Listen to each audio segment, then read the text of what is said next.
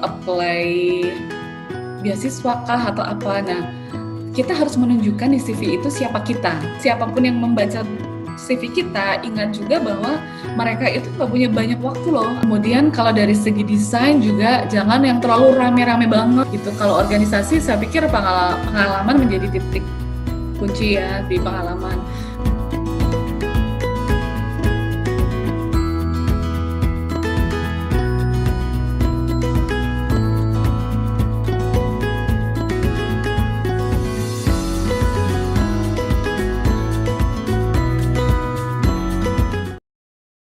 Assalamualaikum, halo Kak Denika, perkenalkan saya Risa Putri Fitria sebagai staf Kementerian PSDM yang akan membantu THR Part 2. THR ini atau Training of Human Resource merupakan salah satu program kerja dari Kementerian PSDM BEM KBMIK 2020 sebagai wadah untuk membantu mahasiswa mengetahui dan memahami persiapan sebelum terjun ke ranah organisasi. Selain itu, sebagai bekal nanti ketika akan melamar pekerjaan. Pastinya bakal sangat menarik. Jadi, tonton terus videonya sampai akhir karena bakal ada hal baru yang akan menambah pengetahuan kalian. Nah, jika kemarin kita kan membahas tentang screening, kali ini kita akan membahas tentang CV. Mungkin untuk sebagian orang sudah pernah mendengar bahwa sudah mendengar atau bahkan membuat CV, entah itu untuk daftar organisasi ataupun beasiswa. Tetapi masih ada yang kurang paham bagaimana sih CV yang baik itu. Nah, dalam pembahasan CV kali ini telah bergabung pembicara seorang dosen dari jurusan Kesehatan Masyarakat Fakultas Ilmu-Ilmu Kesehatan Universitas Jenderal Sudirman, yaitu ada Ibu Siwi Pramatama Masujayanti SSI MKes PhD. Beliau ini lulusan dari S2 Magister Ilmu Kedokteran Tropis Universitas Gadjah Mada, serta S3 Doktor Faculty of Medical Veterinary and Life Science University of Glasgow di Skotlandia, United Kingdom. Nah, selamat pagi Ibu. Selamat pagi Risa. Bagaimana kabarnya Bu hari ini? Alhamdulillah baik, sehat. Mudah-mudahan Risa juga baik, sehat ya. Iya, alhamdulillah sehat Bu. Kita akan masuk dalam sesi pertanyaan nih. Sebenarnya saya tuh penasaran dengan satu hal Bu. Jika dilihat dari perjalanan pendidikan Ibu ini, kayaknya lumayan menarik ya. Terus pastinya juga tidak terpisah dengan perjalanan organisasinya Bu. Nah, boleh nggak Bu diceritain nih pengalaman-pengalaman Ibu dalam berorganisasi Bu?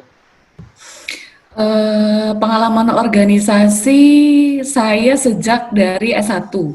S1 saya di biologi ya, Fakultas Biologi Unsud. Mungkin nggak pada tahu kalau saya S1-nya Unsud, bukan dari Kesbikronya sebenarnya saya. Saya dari S1 Unsud, kemudian saya waktu itu organisasi saya adalah di bidang penulisan karena hobi passion saya sebenarnya lebih ke menulis. Jadi ada namanya Bioma. Jadi kalau di Fakultas Biologi ada organisasi namanya Bioma, itu untuk kepenulisan jurnalis seperti itu. Jadi saya banyak ada pengalaman-pengalaman untuk mengikuti atau wawancara gitu ya. Kalau di jurnalisme seperti itu ataupun menulis tentang penulisan-penulisan yang baik seperti apa, ataupun menulis artikel berita seperti apa. Nah, di samping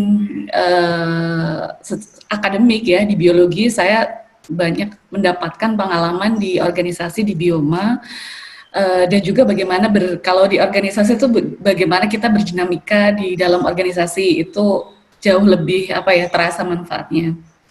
Kemudian pengalaman organisasi yang menurut saya sangat berkesan juga itu pada saat saya kuliah di Glasgow. Jadi tergabung pada Perhimpunan Pelajar Indonesia di Glasgow itu. Jadi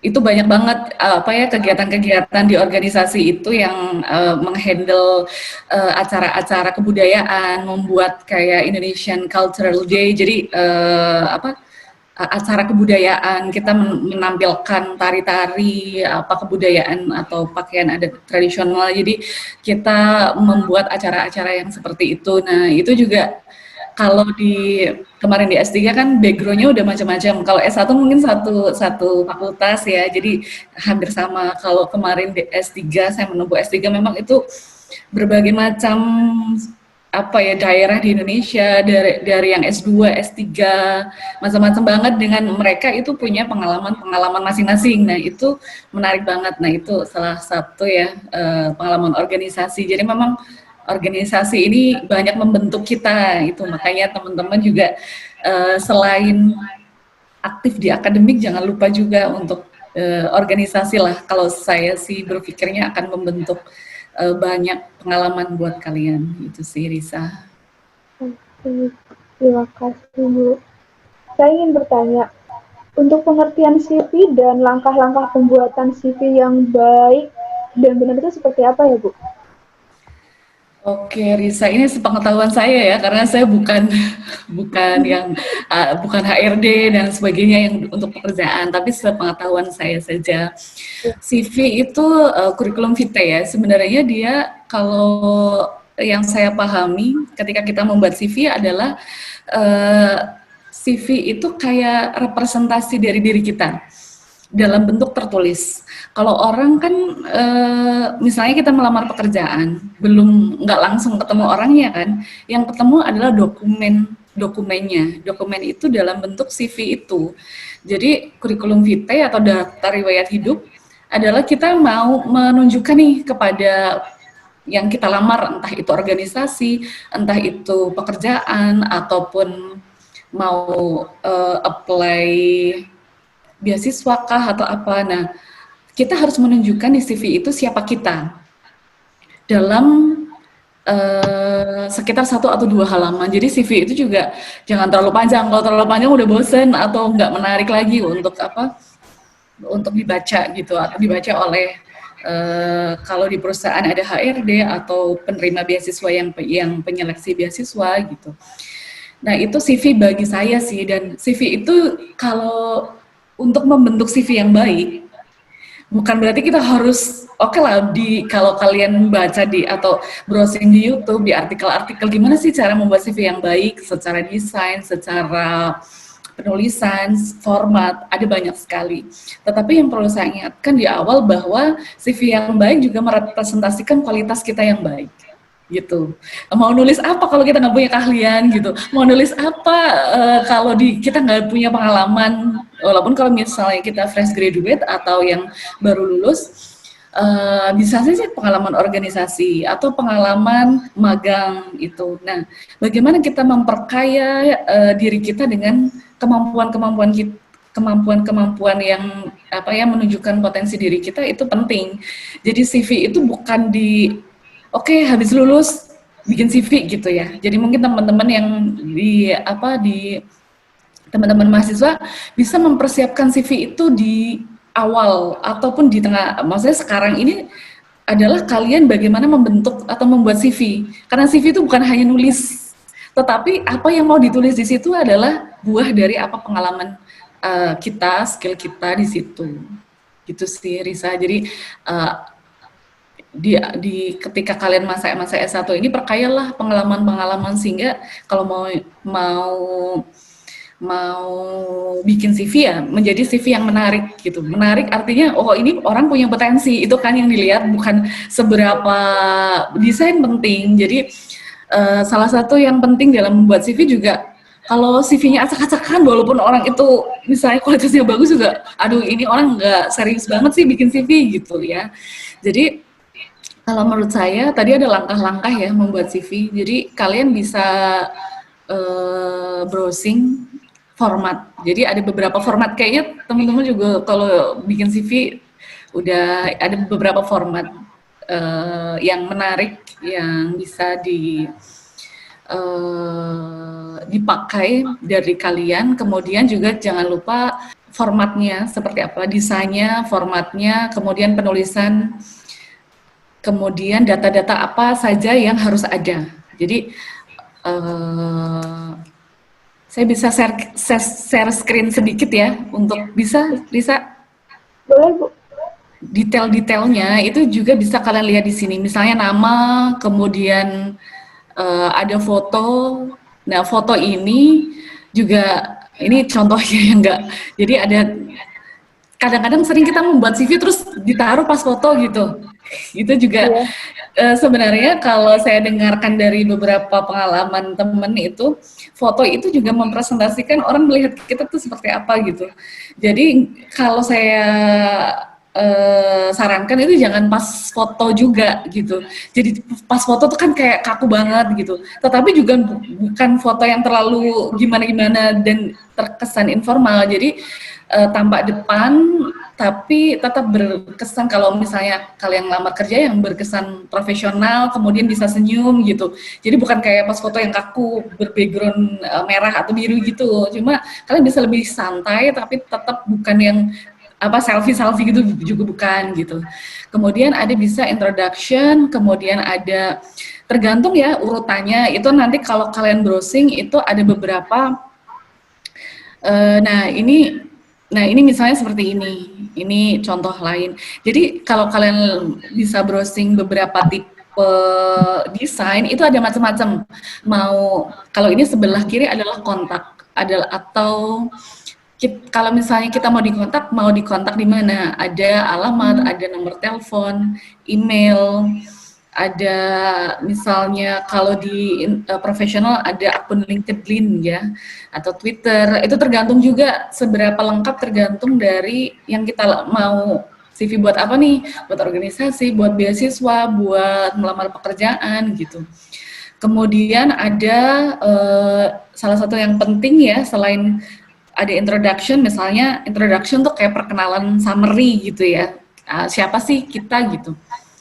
Atau kalau udah profesional, kalau fresh graduate yang belum pernah bekerja nggak usah dikasih, misalnya di sini adalah digital marketing manager atau nah kalau belum ada itu nggak usah, jadi nama aja. Kemudian ini ada summary atau ringkasan tentang perkenalan kita. Kemudian kalau ini yang ditonjolkan adalah pengalaman gitu. Jadi urutannya kalian bisa variasi sendiri aja.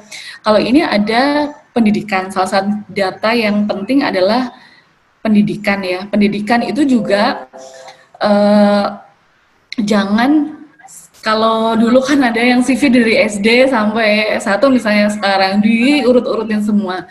Nggak perlu gitu. Kalau CV itu paling tidak 2 pendidikan terakhir aja, tahunnya berapa, lulusnya, tahun lulus kapan, atau kalau organisasi ya belum lulus berarti misalnya kalian angkatan berapa sampai sekarang gitu. Kemudian SMA-nya mana. Jadi paling tidak 2 pendidikan terakhir, misalnya kuliah jurusan apa, kalau sudah lulus bisa ditambahin IPK gitu. Kalau untuk pendidikan, jadi nggak usah panjang lebar gitu, biasanya nggak dilihat juga. Yang akan dilihat adalah sekitar 2 pendidikan terakhir.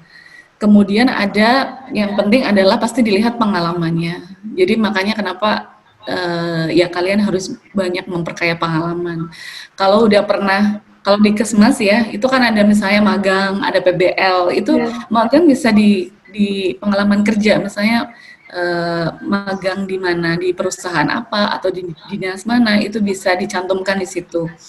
Jadi salah satu pengalaman bekerja, kalau misalnya kalian fresh graduate ya, baru lulus, belum ada pengalaman pekerjaan apapun, atau misalnya membantu dosen research assistant gitu, atau membantu dosen penelitian, mengolah data, input data, boleh dimasukkan di situ. Ataupun kalau pengalaman juga ada pengalaman organisasi. Jadi pengalaman organisasi posisinya apa, ataupun bisa ada prestasi. Kalau kalian mau nambahin, ada nggak ya di prestasi ya? Jadi saya tadi ada beberapa mendownload beberapa contoh dari CV. Bisa kalau kalian punya achievement, misalnya juara atau prestasi apa, lomba apa, itu bisa ditambahkan di situ. Kemudian jangan lupa juga ada skill. Nah ini mungkin kurang jelas ya, di bawah itu ada keahlian. Keahlian itu kalian boleh hard skill atau soft skill ataupun dicantumkan di situ. Misalnya nah ini biasakan ada tampilannya juga menarik ya, misalnya di sini pakai skala, misalnya ini 9 dari 10 atau 8 dari 10 Photoshop, atau kalian kalau di analisis data ada, kalian bisa SPSS analisis data seberapa bagus, misalnya dari skalanya bisa dari 5 atau bisa dari 10, kalian misalnya 3 dari 5 atau 4 dari 5, tapi ada skalanya. Skala ini menunjukkan kalian mengukur keterampilan kalian seberapa bagus gitu. Tapi juga jangan bohong gitu, artinya nanti juga kelihatan juga ketika ada wawancara atau kalian harus, jadi CV ini bukan berarti kalian harus oke, potensinya banyak atau keahliannya oke banget nih, tapi juga harus di-prove atau harus dibuktikan gitu, jangan asal naruh. Jadi kalian harus juga menilai diri kalian, bagusnya kalian potensinya di mana, kalian bisa fotografi, kalian bisa kayak keahlian desain, atau di bahasa juga bisa ditampilkan di situ ya, keahlian bahasa. Misalnya kalian aktif berbahasa Inggris, juga pakai skala. Jadi untuk nanti yang melihat CV kalian akan bisa melihat secara skala seberapa bagus kalian di skillnya. Itu sih, jadi kalian bisa melihat dari format, jadi bisa memilih ya, banyak sekali referensi format. Kemudian jangan lupa juga konsistensi dalam penulisan.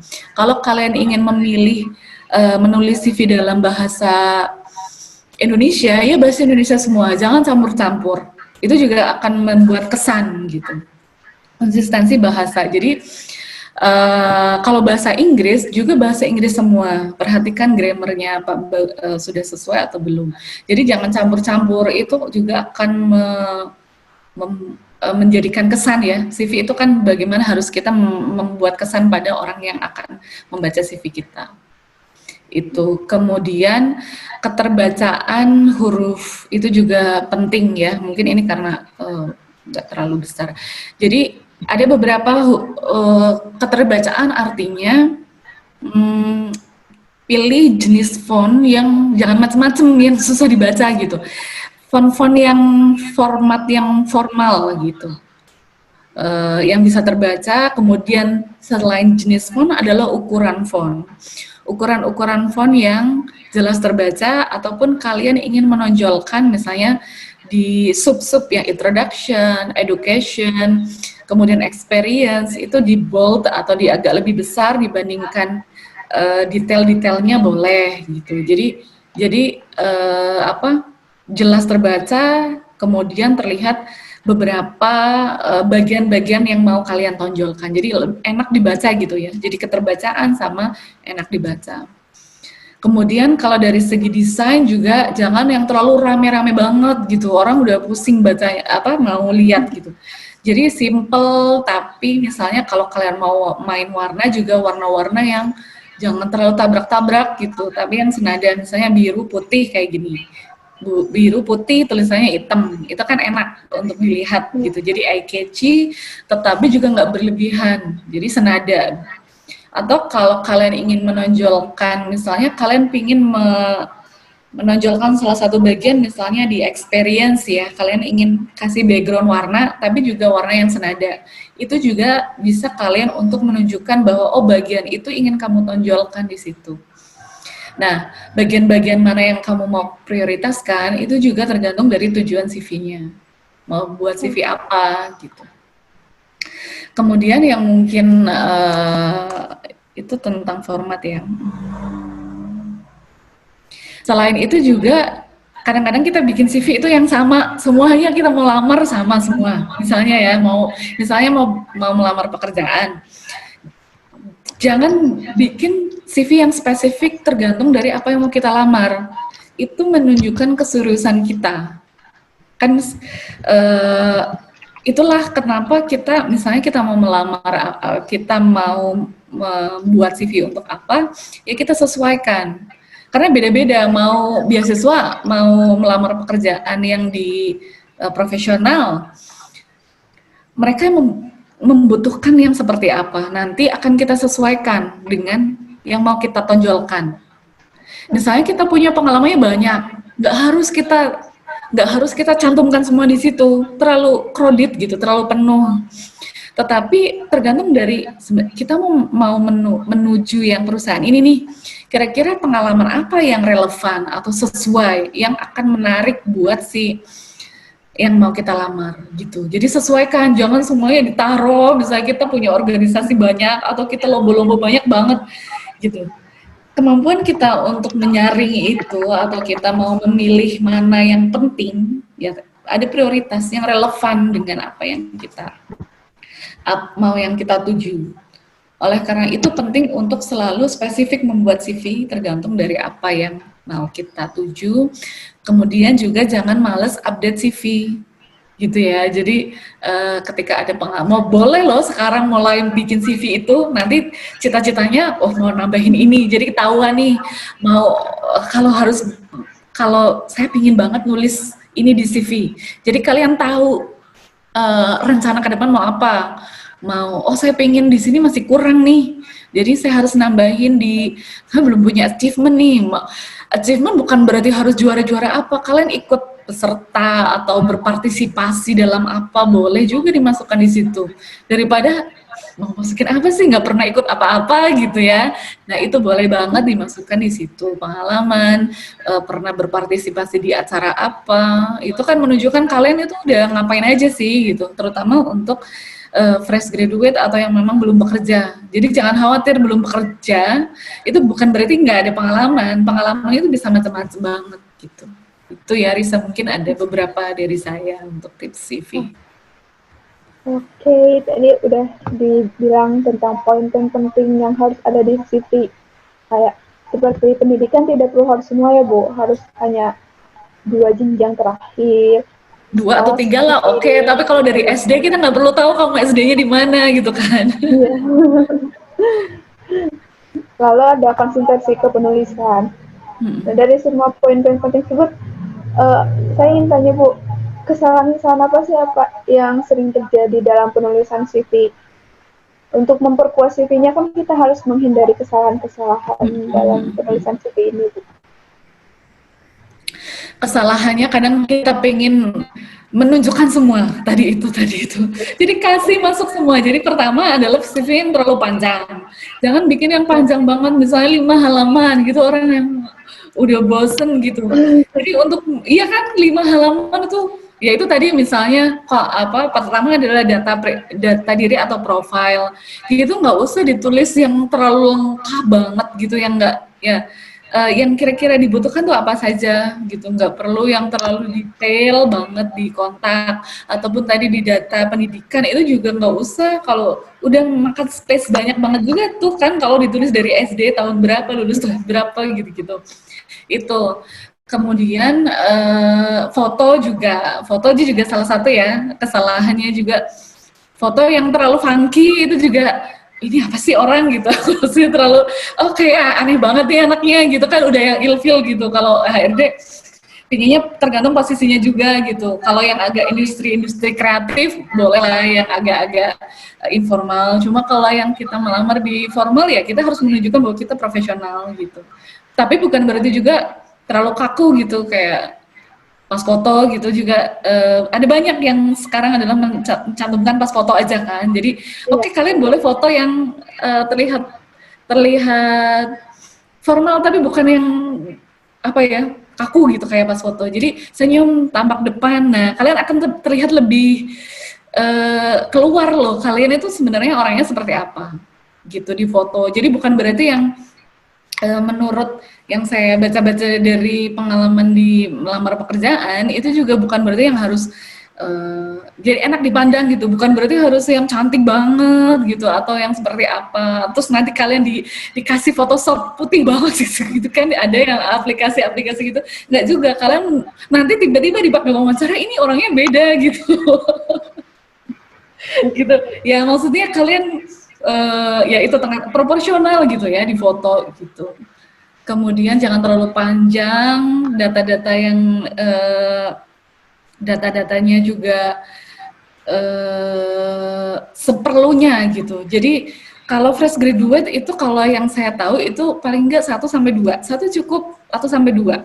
Itu maksimal 2. Jangan udah 3 udah yang aduh ini orang juga kalau orang terlalu menunjukkan dirinya, itu juga udah yang terus menunjukkan dirinya terus isinya tuh enggak banget gitu. Apa aja ditulisin di situ. Itu juga udah.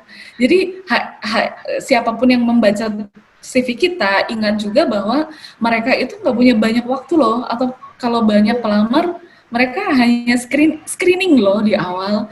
Jadi tadi itu desain itu kan kenapa ini menarik gitu kan penting juga jangan lupakan kalau kita secara kualitas bagus tapi kita tidak bisa menunjukkan dalam CV yang tadi yang enak dilihat, yang proporsional, mereka juga nggak tertarik ya kayak cuma di Word aja ditulis gitu, orang juga aduh gitu, nggak mencerminkan diri banget gitu. Jadi memang CV itu mencerminkan diri, oh anaknya seperti apa, nggak tipe gitu. Kalau tipe-tipe aduh ini nggak serius banget bikin CV gitu. Jadi tipe itu juga jangan terlalu panjang, foto juga proporsional.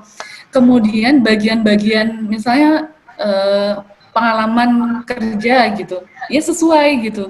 Jangan nanti isinya itu pingin kita menunjukkan kalau misalnya belum ada, terus diisi yang lain gitu. Atau prestasi ternyata isinya mengikuti seminar atau apa gitu.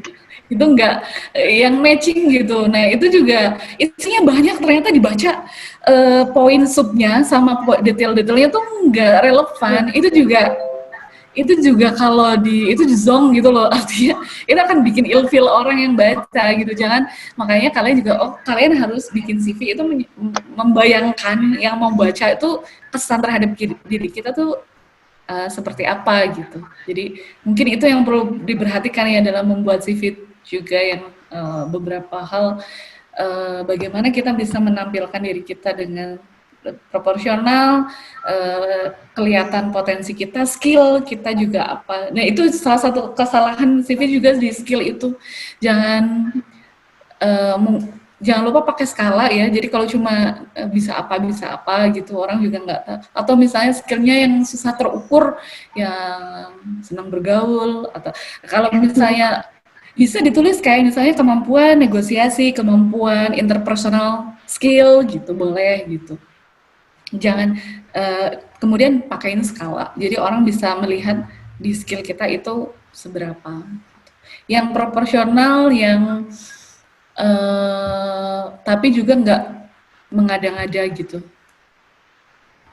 Mengada-ngada artinya ketika dipanggil wawancara, kan biasanya kalau di pekerjaan ya, kalau kita melamar pekerjaan, CV itu kan baru gerbang, baru oh ini menarik dari beberapa kandidat gitu. Nanti ada yang ada seleksi wawancara misalnya, itu akan dilihat kayak saya dulu apply beasiswa juga wawancara gitu, melihat bener nggak sih orang ini seperti apa gitu. Nah, tadi itu kesalahan-kesalahan yang sering terjadi ya. Ibu tadi pernah menyinggung tentang pembuatan CV harus ada penyesuaiannya gitu. CV itu ditunjukkan untuk kemana. Nah, saya ingin bertanya Bu tentang perbedaan CV untuk organisasi kerja dan beasiswa itu apa aja ya Bu? Oh, tergantung spesifiknya. Misalnya organisasi ya, berarti CV organisasi berarti misalnya dari mau bergabung ke UKM atau BM atau apa ya, mungkin bisa ditonjolkan, ada yang ditonjolkan adalah pengalaman organisasi yang kemarin, yang di misalnya SMA diikut apa OSIS gitu, itu misalnya bisa ditonjolkan, atau pengalaman ikut lomba apa, kemudian di bagian hobi itu boleh loh ditambah hobi, misalnya hobinya hobi-hobi yang relevan. Jadi kadang-kadang kita ada beberapa kesukaan ya atau hobi tertentu, itu juga bisa disesuaikan dengan yang mau kita tujuannya itu apa gitu. Kalau organisasi saya pikir pengalaman menjadi titik kunci ya di pengalaman. Kemudian apalagi pekerjaan ya, kalau di melamar pekerjaan itu background pendidikan gitu. Jangan lupa kita melamar pekerjaan itu biasanya kalau melamar pekerjaan lebih spesifik. Mereka tuh maunya kandidat punya list apa gitu ya. Misalnya latar belakang pendidikan. Jangan melamar yang agak jauh-jauh banget gitu. Ya di latar belakang pendidikan kalau di pekerjaan itu penting gitu ya. Jadi yang satu bukan berarti harus, kadang-kadang kan agak luas juga untuk pekerjaan itu. Tetapi yang kira-kira sesuai dengan yang mau kita lamar, latar belakang pendidikan bahwa oh kita dan juga IPK bahwa oh ini enggak bodoh-bodoh banget gitu loh maksudnya. Itu kenapa ada IPK standar, biasanya kan ada kalau di pekerjaan itu minimal IPK berapa. Itu makanya salah satu yang dibutuhkan kalian ketika kuliah adalah oke, saya bisa, kadang-kadang pekerjaan itu ada minimal IPK-nya, jangan lupa bahwa oke, untuk bisa melamar pekerjaan tertentu itu saya harus minimal dapat IPK sekian ketika lulus gitu. Itu juga penting. Tetapi itu saya pernah dengar dari ada quote siapa ya. Jadi IPK tinggi adalah hanya di atas kertas bahwa kalian bisa melamar pekerjaan. Tetapi yang membuat kalian sukses di dunia kerja adalah di skill. Di skill juga kalau di pekerjaan itu lebih kompleks ya dibandingkan di organisasi pendidikan, pengalaman pekerjaan sebelumnya kalau ada, kalau enggak ya tadi pengalaman magang ataupun pengalaman join misalnya volunteer kayak kegiatan-kegiatan dari apa sih kalau kan ada banyak komunitas-komunitas itu penting loh kalian ikuti gitu, bisa dimasukkan ke pengalaman kegiatan-kegiatan volunteer itu apa sih kayak sukarela gitu, kalian bantu di organisasi apa, nah itu kan punya banyak pengalaman. Kalau kalian belum punya yang fresh graduate itu membantu loh untuk kalian menambah di bagian pengalaman itu di kegiatan volunteer atau sukarela mengurus organisasi atau ikut kegiatan komunitas apa. Kemudian kalau di pekerjaan pasti skillnya apa saja yang dibutuhkan yang sesuai. Jadi skill kalau melamar di Kesmas misalnya ada analisis data itu relevan. Tapi kalau kalian di digital apa ya kayak desain ya berarti Photoshop atau apa. Nah, yang dimasukkan di situ yang kira-kira memang oh dibutuhkan di pekerjaan itu. Itu kenapa kita harus spesifik. Kita punya banyak keahlian, tapi nggak usah juga dimasukin semua. Fotografi kalau kita melamar di konten kreator atau yang gitu-gitu yang apa industri kreatif boleh banget, traveling gitu di hobi traveling itu juga relevan gitu. Jadi bagaimana kita mencitrakan diri tapi bukan yang terlalu berlebihan bahwa oh ini kandidat yang pas. Kalau untuk beasiswa ya pengalaman pendidikan bahwa oh ini kandidat yang sesuai. Kalau beasiswa lebih ke arah pendidikan, latar belakang pendidikan pasti akan lebih dilihat di situ. Gitu sih Risa. Jadi kita sesuaikan dengan tujuan kita membuat CV itu untuk apa. Jadi jangan satu CV buat ini, satu CV sama aja gitu. Itu kan malas. Jadi ada usahanya lah. Usaha kita juga menentukan orang akan melihat oh ini betul-betul membuat CV untuk ditujukan. Kalau kita dikhususkan kita sama aja kan, berarti kelihatan oh ini orang ini betul-betul ada effort atau usaha untuk menyesuaikan seperti yang diminta. Itu akan pasti akan menjadi nilai plus dari CV kita. Oke. Berarti poin penting di sini yaitu penyesuaian yang dituju dan spesifikasi ya Bu. Sebelumnya kan kemarin kita telah membuka open question untuk KBMIKA melalui akun Instagram DM dan ternyata banyak pertanyaan masuk. Tapi di sini kami akan merangkum menjadi beberapa pertanyaan Bu. Mungkin Ibu bisa membantu menjawab pertanyaan dari mahasiswa FIKES ya Bu. Yang pertama itu CV untuk beasiswa studi dalam negeri, apakah sama dengan CV beasiswa studi di luar negeri, Bu? Beasiswa dalam negeri sama luar negeri, beda apa enggak gitu? Tergantung ya, biar di beasiswa itu maunya apa gitu. Jadi kalau saya kan dulu juga apply beasiswa S2 saya di dalam negeri, di UGM. Beasiswa S3 saya dari Dikti itu beasiswa luar negeri. Itu juga biasanya ada, kalau beasiswa lebih ke arah formal ya, bukan kayak yang formatnya. Kalau dulu saya format bukan bikin yang kayak tadi format yang saya share, agak lebih beasiswa boleh loh, kalau beasiswa boleh pakai pas foto. Jadi misalnya contohnya kayak gitu. Kalau untuk melamar pekerjaan atau yang agak lebih boleh pakai yang tadi kayak foto diri kita yang formal tapi nggak terlalu funky gitu. Kalau untuk beasiswa boleh pakai pas foto karena itu kalau beasiswa itu sangat formal gitu. Boleh, kalau dulu saya pakai pas foto, kemudian kalau format, kalau dulu saya nggak terlalu banyak berbeda ya dari beasiswa dalam negeri sama luar negeri. Data pendidik, kalau untuk beasiswa relatif standar pendidikan, data diri, pendidikan, pengalaman, prestasi. Kalau untuk profesional kayak misalnya pendidikan itu ada kayak publikasi. Kalau saya itu kayak pengalaman penelitian. Jadi beda-beda banget kalau dosen gitu. Yang dilihat adalah publikasi. Orang kalau publikasi itu bisa dilihat ada situsnya yang untuk saya seberapa bereputasi itu bisa. Kalau sekarang saya mau melamar hibah penelitian, orang bisa cek saya di Scopus misalnya, publikasi saya, indeks saya berapa gitu, itu bisa di situ.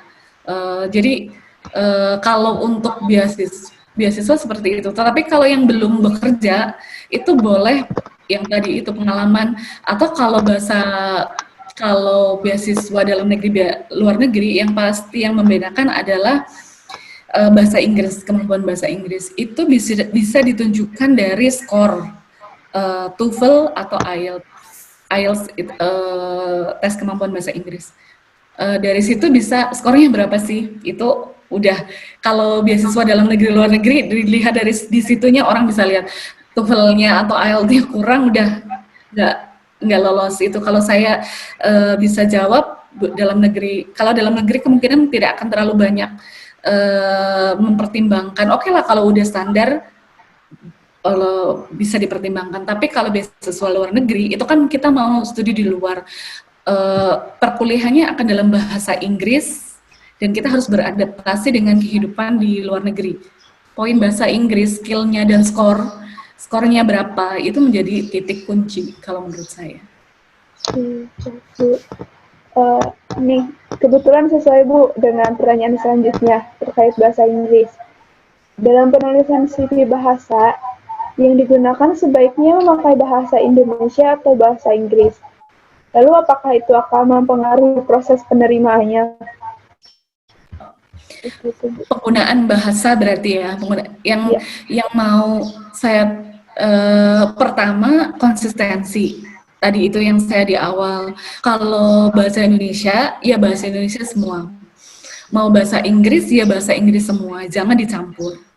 Kemudian mau kita bahasa Indonesia atau bahasa Inggris, tergantung juga yang mau kita lamar gitu.